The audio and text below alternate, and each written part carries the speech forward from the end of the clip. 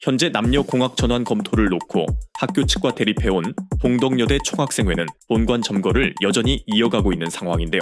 총학은 얼마 전 열렸던 지난 3차 면담에서 학교 본부에게서 아무런 이득을 얻어내지 못했습니다. 오히려 3차 면담에서 학교 본부 측에 강력하게 맞섰다가 학교 본부를 분노하게 만들었고 최악의 나날이 이어지고 있습니다. 이런 상황에서 최근 총학에게 더 안 좋은 소식이 들려오고 있는데요.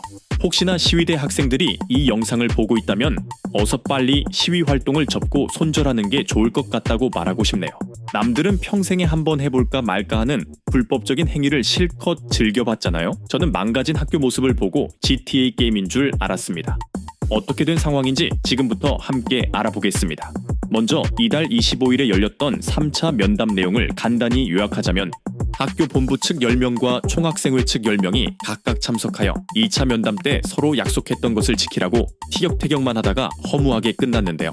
학교 본부는 우리는 약속했던 대로 남녀 공학 전환 논의를 잠정 중단했습니다. 근데 지난 면담에서 재논회 할 때 학생들과 함께 하겠다는 입장문을 발표하면 본관 점거를 풀기로 약속했으면서 왜 최근 뉴스기사 인터뷰에선 남녀 공학 논의를 전면 철회해야지만 본관 점거를 해제한다고 했나요? 약속이랑 다르잖아요 라며 물었습니다. 이에 총학 측은 무슨 소리냐, 우리는 지난 면담 때도 본관 점거는 전면 철회해야지만 해제할 거라고 했었음 이라며 맞섰고, 학교 본부는 원래부터 본관 점거를 해제하지 않으면 총학과는 대화할 마음이 없었기 때문에 자리를 급하게 종료해버렸습니다. 3차 면담 자리에는 대학 총장인 김명애 총장도 참석했었는데요.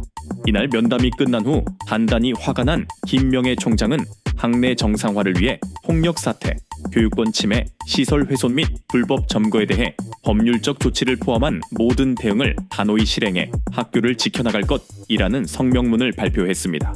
즉, 시위를 넘어 막무가내로 불법적인 폭동을 일으킨 총학생회를 가만두지 않겠다는 것이죠. 그리고 학교 측은 조만간 총학을 상대로 점거를 풀어달라는 가처분 신청을 낼 예정입니다. 법조계에서는 총학의 업무 방해 정도가 위법성 조각 사유를 넘어선 만큼 가처분이 인용될 가능성이 높다고 보고 있습니다. 이러한 동덕여대 학교 본부 측의 가처분 신청이 받아들여지면 학생들은 본관 점거를 해제할 수밖에 없게 되고 건물 점유를 학교 측에 넘겨줘야 합니다. 총학생회 점거 때문에 학교는 취업박람회도 무산되었고 관현악단 졸업 연추회를 하지 못하고 있을 뿐만 아니라 학생들의 제대로 된 수업도 이루어지지 않고 있는 심각한 업무 방해를 받고 있는 상황이기 때문에 학교 측의 가처분이 인용될 가능성이 높은 상황입니다. 또한 이번 총학의 학교 건물 점거 사태로 학교 측은 피해 금액이 최대 54억여 원으로 추정하면서 폭력 사태, 시설 훼손 등에 대한 법률적 조치를 취하고 있는데요.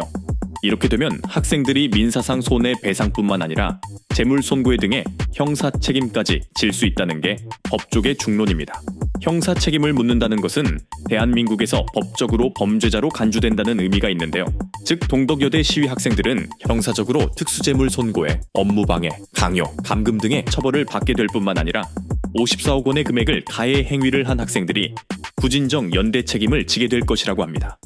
부진정 연대 책임이라는 것은 쉽게 말해 여러 사람이 함께 책임을 지지만 각자가 독립적으로 자신에게 주어진 몫을 다해야 하는 상황을 말합니다. 54억 원을 54명이 공평하게 같은 몫으로 배상하게 되어도 한 명당 1억 원의 막대한 금액이며 학생들 사이에서 서로 폭탄 돌리기를 하여 한 명이 모두 떠안게 된다면 혼자 54억 원 전부를 책임지게 되는 것입니다. 게다가 재산상 효용을 해치는 행위인 재물 손괴 등 형사 책임을 물게 된다는 것은 대한민국에서 법적 처벌을 받는 것을 의미하며 이는 범죄자로서의 지위를 갖게 되는 것입니다.